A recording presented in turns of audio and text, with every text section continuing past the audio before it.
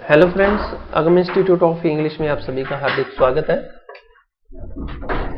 अपना topic principle of teaching English चल रहा था और अपने प्रिंसिपल ऑफ मोटिवेशन जो है वो कर लिया था। देखिए, टेस्ट की अपन बात करें तो आफ्टर टीचिंग मेथड्स के अपन टेस्ट लेंगे। फैलेसी का पहले टेस्ट लेंगे, उसके बाद में फोनेटिक का, फिर टीचिंग मेथड्स है, ग्रामर है, इनके सभी के टेस्ट लेंगे और एक जो है 200 200 300 क्वेश्चन का टेस्ट होगा। ठीक है, बीच में टेस्ट आपने करना है तो बता देना, कमेंट कर देना, अपनी बीच में से स्टार्ट कर लेंगे, कोई प्रॉब्लम नहीं है।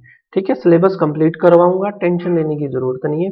जो मैटर करवाऊंगा उसमें से आपको देखो 90% के आसपास आपको मैटर एग्जाम में मिल जाएगा, क्योंकि आज पढ़ाते हुए 14-15 साल हो गया है, इतना एक्सपीरियंस आराम से। तो विदाउट एनी टेंशन पढ़े आप, मैटर तैयार करें। और इनकी जो पीडीएफ जो है वो मैं आपको टेलीग्राम के लिंक जो आपको डिस्क्रिप्शन में दिया हुआ है उसके अंदर मैं डाल दूंगा, आप वहां से डाउनलोड कर सकते हो। और चैनल को शेयर, लाइक, कमेंट जरूर करें। थैंक्स। और अब जो अपन जो चल रहे थे, प्रिंसिपल ऑफ मोटिवेशन हमने कर लिया था। ठीक है, और आज अपन बात करेंगे जिस टॉपिक की, वो है principle of individual differences. Principle of individual differences. अब देखिए, नॉर्मल सी बात है कि अपने हाथ की पांचों उंगलियां सेम नहीं होती, तो इंसान तो होंगे कहाँ, है ना। तो टीचर जो है ना वो स्टूडेंट के इंडिविजुअल डिफरेंस के अकॉर्डिंग उनको टीच करवाए। ठीक है, उनका जो लेवल जो है, आईक्यू लेवल जो है, उसके अकॉर्डिंग जो है अपना टीचिंग मेथड जो है वो अप्लाई करे। अब देखिए, प्रिंसिपल ऑफ इंडिविजुअल डिफरेंसेस की अपन बात करें तो in any group of student no two individuals are exactly the same. कभी भी सेम नहीं हो सकते। There are always variation as far liking और डिसलाइकिंग। किसी भी चीज को लेकर लाइकिंग और डिसलाइकिंग हो सकती है। एटीट्यूड, एटीट्यूड जो होता है, एटीट्यूड की यदि अपन बात करें, एटीट्यूड का मतलब होता है उसका रवैया, उसकी प्रकृति। ठीक है, और उसके बाद में एप्टीट्यूड, और एप्टीट्यूड का मतलब होता है उसकी सहज बुद्धि, जिससे कंसर्न होते हैं ये। ठीक है, इंडिविजुअल डिफरेंसेस जो होते हैं। The teacher teaching the whole the teacher teaching the whole group by using one and the same method. एक मेथड या सेम मेथड को लेकर जो है dealing with everyone in same way. ठीक है, विल फेल मिजरेबली, जो कि है कि बड़ी ही दुखद है। A good teacher accept the individual differences among the students and tries to deal और कोशिश करता है डील करने की विद वन एंड ऑल, किसी एक से भी और सभी से भी, बाय यूजिंग डिफरेंट स्ट्रेटेजीज। ठीक है, और उसके बाद में आता है अपना मैक्सिमम्स ऑफ टीचिंग। मैक्सिमम नहीं है, मैक्सिमम ऑफ टीचिंग है इसका प्रोनाउंसिएशन जो है। Almost all the important maxims of teaching are applicable. Applicable का मतलब होता है उचित। Applicable to the teaching of a foreign language. The teacher should proceed from, teacher को कैसे बढ़ाना चाहिए, नॉन टू अननोन। ठीक है, कॉन्क्रीट टू एब्स्ट्रैक्ट, की जो चीज उसे पहले पता है ना उसको पहले पढ़ाएं, उसके बाद में आप अननोन में जाएं, कॉन्क्रीट टू एब्स्ट्रैक्ट जाएं। ठीक है, as to achieve the best result, जिससे कि हमें अच्छे रिजल्ट मिल सके। फिर उसके बाद में आता है कि grammar should be taught through inductive और डिडक्टिव मेथड्स। अब देखिए, इंडक्टिव और डिडक्टिव मेथड्स क्या है। इंडक्टिव का मतलब होता है उदाहरण से नियम की ओर। इंडक्टिव का मीन क्या होता है, उदाहरण से नियम की ओर, कि पहले आप बच्चों को उदाहरण करवा दीजिए, एग्जांपल्स करवा दीजिए, एग्जांपल्स के बाद में आप उनको रूल बता दीजिएगा। ठीक है, यहाँ लिखा हुआ है inductive means to proceed from observation to law. Clear है। और डिडक्टिव के अंदर पहले रूल करवाया जाता है और उसके बाद में उसके एग्जाम्पल्स करवाए जाते हैं, जिस तरीके से हमें ग्रामर पढ़ाई जाती है। ठीक है, कि पहले रूल बता दिया और उसके बाद में पहले रूल बता दिया और फिर एग्जाम्पल्स करवा दिए। Understanding and speaking a language should preceded, कि सबसे पहले क्या, अंडरस्टैंडिंग का मतलब लिसनिंग से है और स्पीकिंग का मतलब बोलने से। पहले लिसनिंग और स्पीकिंग करवाई जाए और उसके बाद में जो है वो कौन सा कॉन्सेप्ट अपनाया जाए, रीडिंग और राइटिंग का। Teacher should plan the work for teaching English. कि टीचिंग इंग्लिश को लेकर उन्होंने जो काम करना उसको प्लान करना चाहिए। कैसे प्लान करना चाहिए? To pupil of different classes keeping such maximum in view, और अपने माइंड के अंदर इन चीजों को ध्यान में रखना कि कौन सी क्लास को टीच करवाना है, उस क्लास के बच्चों का स्टैंडर्ड क्या है उसके according. The students at the early stage may be helped in increase their command over language through activity method, कि जो छोटे बच्चे जो है ना, छोटे बच्चे को हेल्प जो मिलती है किसी भी लैंग्वेज के ऊपर कमांड प्राप्त करने में, तो वो उसी प्रकार से होगी। उन बच्चों को जो आप लैंग्वेज सिखा रहे हो वो लैंग्वेज किसके माध्यम से करवाई जाए? एक्टिविटी के माध्यम से करवाई जाए। ठीक है, एक्टिविटीज के माध्यम से उन स्टूडेंट्स को जो है वो नए वर्ड्स जो है, सेंटेंसेस जो है वो उनको इंट्रोड्यूस करवाए जाए। The student at the early age may be help to increase their command over language through activity method. They can be helped to learn English help to learn certain English words while doing the action, जब वो action कर रहे हैं। ठीक है, जैसे इसके अंदर वो बच्चा खेल रहा है तो आपने सिखा दिया आई एम प्लेइंग, है ना, पढ़ रहा है तो आई एम रीडिंग, चल रहा है तो आई एम वॉकिंग, और आई एम ओपनिंग विंडो या I am opening the gate. Clear, कुछ इस प्रकार से। उसके बाद में नेक्स्ट आता है प्रिंसिपल ऑफ नेचुरलनेस। अब देखिए नेचुरलनेस का मतलब किससे है कि जिस प्रकार से हमें मदर टंग सीखने के अंदर जो हमें एनवायरनमेंट मिला वैसा ही एनवायरनमेंट जो है फॉरेन लैंग्वेज को सिखाने के लिए हमें प्रोवाइड करवाना चाहिए। देखिए द मदर टंग इज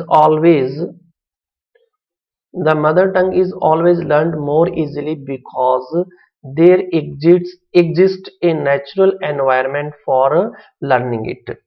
ठीक है, क्योंकि एक फॉरेन लैंग्वेज को सीखने के लिए हमें जो एनवायरनमेंट जो है जो हमें एक मदर टंग सीखने के लिए जो हमें एनवायरनमेंट हमें प्रोवाइड करवाया जाता है वैसा का वैसा जो है जो एनवायरनमेंट है वो फॉरेन लैंग्वेज को सिखाने के लिए हमें प्रोवाइड करवाया जाए।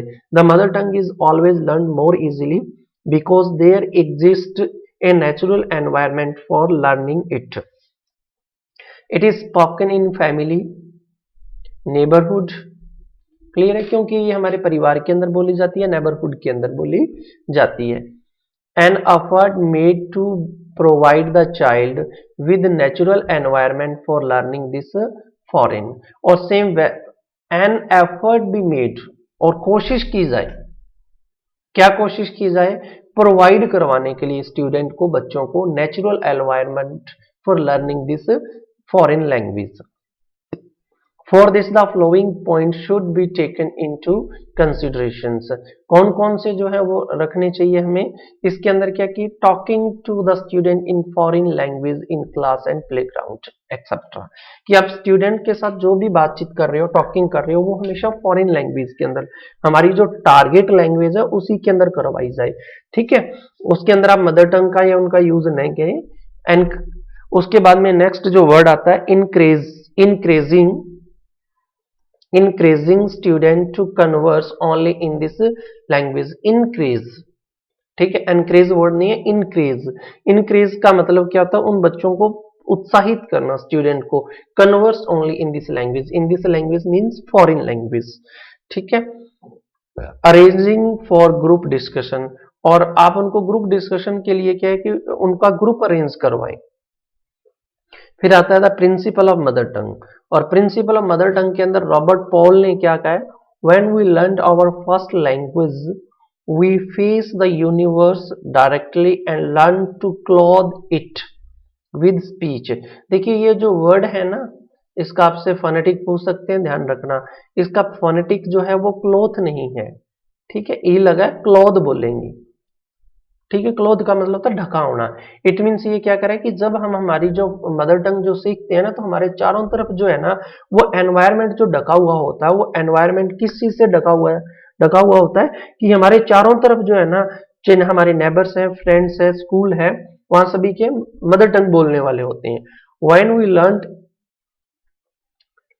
when we learned second language we tend to filter the universe through the language already known।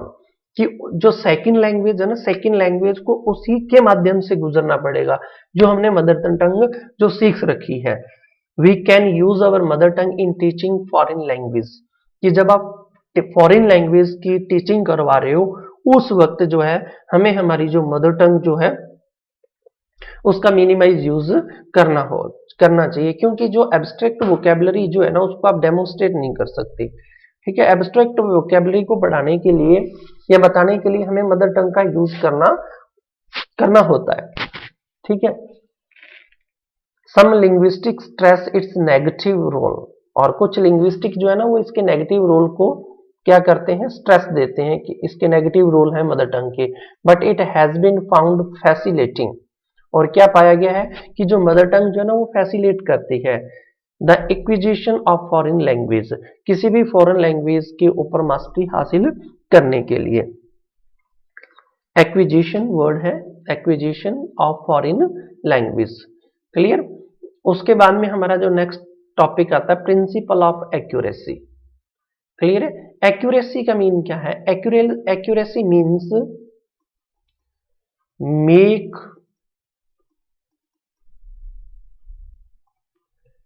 accuracy means to make use of exact word. Accuracy means make the use of exact words, कि देखिए सही situation के अंदर उन्हीं शब्दों का use करना। एक छोटा सा एग्जांपल मैं आपको यहां लेता हूं कि हमारे जो है ना, जो हमारी मदर टंग जो है या हमारी जो रूरल लैंग्वेज जो है उसके अंदर हमें कोई भी व्यक्ति कॉन्ग्रेचुलेशन देता है कि जी आपके घर लड़का हुआ, आपको बधाई हो, तो हम उसे रिप्लाई यही कहते हैं कि जी परमात्मा सभी को बधाई, आपको भी बधाई हो, है ना। ठीक है, आपको बधाई हो जी, आपके बेटे की शादी हुई है जी, आपको भी हो। इसी प्रकार से हम उनको रिप्लाई करते हैं।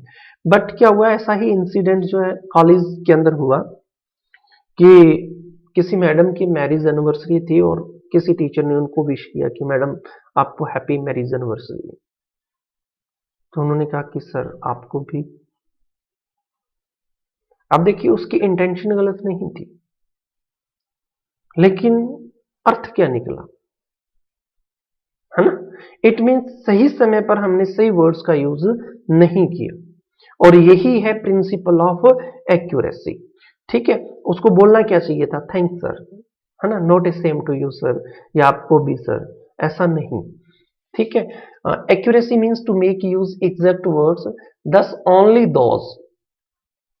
Those words are used which impart meaning for content, कि जो उस कंटेंट के अंदर जो रोल प्ले करते हैं ना उन्हीं का ही यूज करना चाहिए।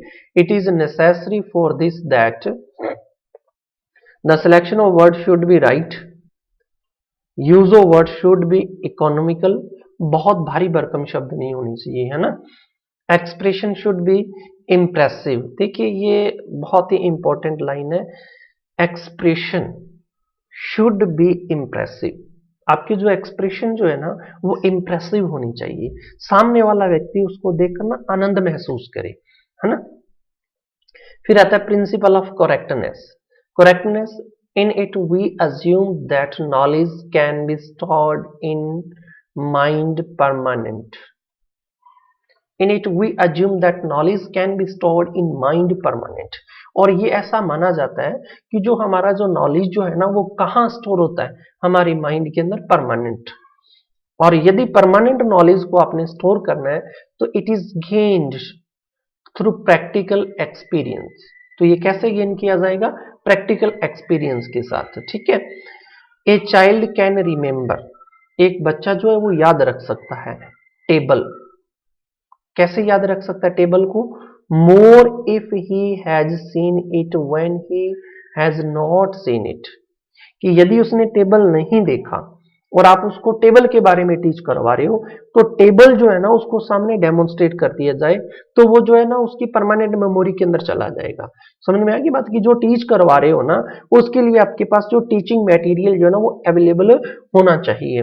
जैसे अकॉर्डिंग टू पीसी रेन ने क्या कहा है, the first word of English should be the name of things and those things should be there before him, और वो उनके सामने होनी चाहिए, एज दे आर नेम्ड, जैसा कि वो उनका नाम ले। ठीक है, he must say book, desk etcetera and pointed to the things he names. जिन चीजों का वो नेम ले रहे हैं ना, तो उन चीजों के ऊपर वो पॉइंटेड भी करें। For this the teacher can make use of either the classroom material और can carry with him some handy material. या तो क्लासरूम मटेरियल यूज करे या फिर वो कुछ मटेरियल जो वो अपने साथ लेकर कैरी करे, ठीक है, अपने साथ लेके जाए। उसके बाद में नेक्स्ट अपन चर्चा करेंगे, तो नेक्स्ट अपना जो है वो है principle of correlation with life, ठीक है। अब देखिए जिस मटेरियल को आप किसी भी स्टूडेंट की लाइफ के साथ कोरिलेशन नहीं करोगे तो वो मैटर जो वो याद नहीं रह पाएगा। अब देखिए मैं आपको एक चीज बताऊं कि आपने यहाँ एक सेंटेंस लिखा, मैं यहाँ 3 सेंटेंस लिख रहा हूं।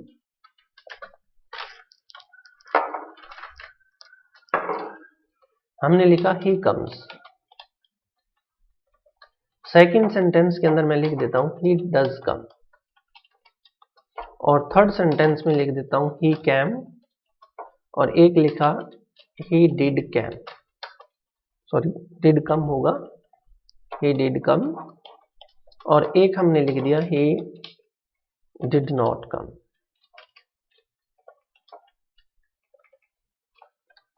Did not come. अब देखिए 3 सेंटेंसेस हैं आपके पास। ही कम्स वह आता है, ही डज कम, ऐसा नहीं लगता कि डज नॉट आना चाहिए, है ना। He does come, he does कम का मतलब क्या, सपोज दैट कि आप टीवी देख रहे हो और when you are watching TV और आपको आपके बड़े भाई ने, ब्रदर ने, माँ ने आवाज दी, तो फर्स्ट आवाज आप क्या करते हो, इग्नोर। सेकंड, हाँ, उठे नहीं। थर्ड आवाज फिर आई, उठे, गेट तक गए, लेकिन टीवी का सीरियल का पीछा अभी भी नहीं हम छोड़ रहे। लेकिन जो चौथी आवाज आएगी ना, जो हमें कंपा देने वाली जो आवाज होती है, आवेगे, है ना, कुछ इस तरीके से बोला जाता है। तो हमारा जो रिप्लाई जो होता है ना, वो होता है आऊं तो, है ना। पंजाबी में कैसे बोलेंगे, औने ता। अब वहां आपने तो और ता शब्द यूज किए, यानी कि स्ट्रेस दी है, ठीक है। आऊं तो, आता तो हूं, क्लियर है। कल आप आए नहीं, आया तो था। आप कल खेले नहीं, खेला तो था। आपने मुझे पैसे नहीं दिए, दे तो दिए, तो दिए, है ना। ये जो वर्ड्स है ना, जो स्ट्रेस दे के बोल रही हो, इनके अंदर आपने फर्स्ट में डज का यूज किया है ना। यहां जो डज जो है ना, ये एडवर्ब है। ये डज जो है एडवर्ब है, यहाँ हेल्पिंग वर्ब नहीं है। ये अर्थ देता है ही डज कम, वह आया तो था, सॉरी, वह आया तो है। ही डज कम, वह आया तो है, और ही did come, it means he did कम, वह आया तो था, है ना, आया तो था।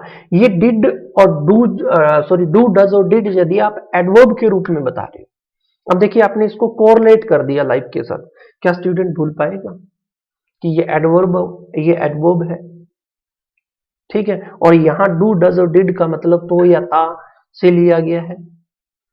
जब तक आप उसको लाइफ के साथ कोरिलेट नहीं करोगे, तब तक जो है वो बच्चा उसको सीख नहीं पाएगा। और यही बात कह रहा है principle of correlation with life. अब देखिए, teacher should make efforts to relate the subject matter to life, है ना। सब्जेक्ट मैटर को किसके साथ वो रिलेट करे, लाइफ के साथ, हमारे कस्टम्स के साथ, हमारे ट्रेडिशंस के साथ, पेक्युलरिटीज के साथ, है ना, और हमारी जो करेक्टरिस्टिक्स ऑफ सोसाइटी है, ठीक है, टू विच स्टूडेंट बिलोंग्स, जिसके अंदर विद्यार्थी बिलोंग करता है, उनके साथ कोरिलेट कर दिया जाए। This will make the teaching more meaningful and learning, है ना। This will make the teaching more meaningful, ठीक है, and learning can be transferred into real life situation, और जो उसने सीखा है ना, वो रियल लाइफ सिचुएशन के अंदर क्या हो जाएगा, ट्रांसफर हो जाएगा, ठीक है। उसके बाद में आता है principle of language aptitude, important, very very important, language aptitude. यहां एक बात और मैं आपको बता दूं कि जब हम 6th 7th 8th 9th या 10th क्लास के अंदर पढ़ते थे, स्पेशली कुछ टीचर्स मैथ्स के हो गए, साइंस के हो गए या इंग्लिश के हो गए, उनके माइंड में ये होता था कि इन 3 4 को तो पीटना है ही, ठीक है। अब एक इंग्लिश का टीचर है और बच्चा उसके सामने सपोज दैट कि वो स्पेलिंग सुना रहा है। टीचर पहले से ही पोजीशन में है, यूं बाएं वगैरह ऊपर बना के, है ना, बाएं वगैरह यूं खींच के, और बोला जी अब सुना, यूं हाथ पहले ही वो तैयार कर लेता, सुना। इट मीन्स ये मिस्टेक करे और मैं इसको जूत दूं, है ना। जैसे ही उसने एल ई के स्थान पर, है ना, ई एल बोल दिया तो धड़ाधड़ 4-5 रख दी। अब चुपचाप आके बैठ गया। अब उसका जो साथी फ्रेंड्स होता है ना, वो बड़े ही आनंददायी फ्रेंड्स होते हैं और बड़ा ही मोटिवेट करते हैं। ये बात खाइए हो, पढ़ी, कद को पढ़ो। वो बताएगा यार मैं कल से रात को सोया नहीं, फिर मैंने याद किया, सुबह भी मैंने याद किया। बोले मेरे कान देख, मैंने याद नहीं किया, मेरे पढ़ी, तूने याद किया, तेरे पढ़ी। तो फिर तेरा पढ़ने का क्या फायदा, अभी जूत तो पढ़ना ही है, तो फिर पढ़ा क्या नहीं है। उसको भी लगता है यार बात तो सही है। टाइम ऐसा आएगा कि वो उस सब्जेक्ट से अपने आप को हटा लेगा कि पढ़ो चाहे न पढ़ो, पढ़नी तो है, पढ़नी तो ही, फिर आराम से क्यों न जूत खा लिया जाए, क्यों माथा पच्ची कीजिए। ये जो है ना, ये एप्टीट्यूड है, नजरिया है ना। जैसे हमारे यहाँ एक संस्कृत के टीचर्स होते थे, जितना मर्जी मेहनत कर लो, जितना मर्जी पढ़ लो, उनके नंबर का जो तरीका रहता था 1/4, 1/4, 2/3, 2/4, 3/4, बस। अब स्टूडेंट, एक टाइम ऐसा आया कि बच्चों ने संस्कृत पढ़ना छोड़ दिया, किसी नंबर तो दिखते नहीं, है ना। किसी टीचर के प्रति हमारा नजरिया बन जाता है। मैथ्स के टीचर, ओह बड़े बोरिंग है। साइंस की क्लास, अरे कोई बात नहीं, 2 घंटे लगा लेंगे इकट्ठे, है ना। सर आप ही पढ़ा लो ना, सर 10 मिनट और पढ़ा लो ना। ये क्या है, ये उन स्टूडेंट का एप्टीट्यूड है उस सब्जेक्ट के प्रति, उस टीचर के प्रति। और किसी भी स्टूडेंट का नजरिया बदलना या नजरिया उसका बना देना, ये टीचर के हाथ में है ना, कि आपका बिहेवियर कैसा है, आपका टीचिंग वे कैसा है, ठीक है। प्रॉब्लम की सॉल्यूशन जो आप किस प्रकार से लेते हो और किस प्रकार से आप उनको सॉल्यूशन देते हो, ठीक है। ये नहीं है ज्यादा वे ये बताऊं, ये तरीका नहीं होता, है ना। तो प्रिंसिपल ऑफ लैंग्वेज एप्टीट्यूड। अब लैंग्वेज एप्टीट्यूड के अंदर क्या है, Carroll and Sapun, who are specialists of language, have opined that learning language aptitude is needed, है ना। एप्टीट्यूड जो है ना, उसकी बहुत बड़ी आवश्यकता है। The main components of language which must be developed in students are follow। कौन कौन से हैं? पहला है phonetic grouping। phonetic ग्रुप के अंदर क्या, words having the same sound are placed, ठीक है। सेम साउंड वाले जो है ना, वो वर्ड्स जो है ना, उनके सामने प्रेजेंट किए जाएं। जैसे इसके अंदर अपने लिखा है ना, कैट है ना। अब कैट का same sound, cat, mat, bat, set, etcetera, ठीक है। उसके बाद में आते हैं लेक्सिकल सिचुएशन। लेक्सिकल सिचुएशन के अंदर क्या आता है कि आप उनको कोरिलेट कर देते हो उन वर्ड्स के साथ। जैसे फादर का जो है वो मदर के साथ किया, अंकल का आंट के साथ किया, सिस्टर का ब्रदर के साथ किया। When words are grouped according to lexical situations.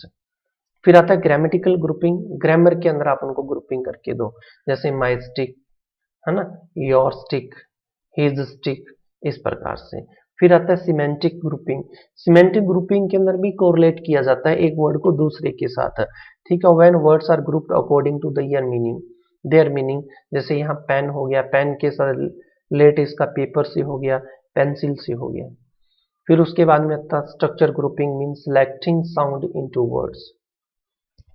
Structure grouping means selecting the sounds, sound को सिलेक्ट करो और फिर उनको वर्ड्स के अंदर ट्रांसफर करो, वर्ड्स इनटू फ्रेजेस और phrases into clauses and sentences. Clear है, इतनी ग्रुपिंग करनी है आपने। पहली कौन सी है, फोनेटिक ग्रुपिंग है, ठीक है। पहली कौन सी है, फोनेटिक है, दूसरी आपकी लेक्सिकल है, तीसरी आपकी ग्रामेटिकल है, चौथी आपकी सिमेंटिक है और पांचवी आपकी स्ट्रक्चरल ग्रुपिंग है। क्लियर है। और उसके बाद में अपन नेक्स्ट देखें तो नेक्स्ट के अंदर अपन बात करेंगे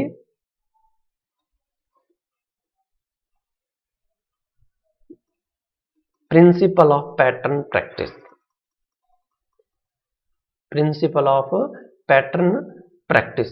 अब पैटर्न प्रैक्टिस की बात की अपन बात करें, the student should be helped to establish pattern in their memory as habit, आदत के अनुसार। They should learn to use language correctly even though they may not know the complicated rules of grammar। ठीक है कि grammar के complicated rule के अंदर उन स्टूडेंट्स को नहीं उलझाना, एक स्ट्रक्चर जो है, एक पैटर्न जो है, उसकी हमें उसकी क्या करवानी है, प्रैक्टिस करवानी है। जैसे I play tennis, we play tennis, he plays tennis. ठीक है, तो ये सेंटेंस की जो है वो प्रैक्टिस करवानी है। तो जो प्रिंसिपल ऑफ टीचिंग इंग्लिश है ये कंप्लीट हो चुका है। ठीक है, और ये जो सारा का सारा मैटर जो है ना, जो आपकी बीएड की या बीएसटी की बुक्स के अंदर जो लगता है वहीं से लिया गया है। ठीक है, और इसकी एक दो बार वीडियो को 2-3 बार देख लेना। ठीक है, उसके बाद में अपना जो टेस्ट है वो अरेंज कर लेंगे। ठीक है, और वीडियो को देखने के लिए thank you. Like share comment जरूर करें। ठीक है।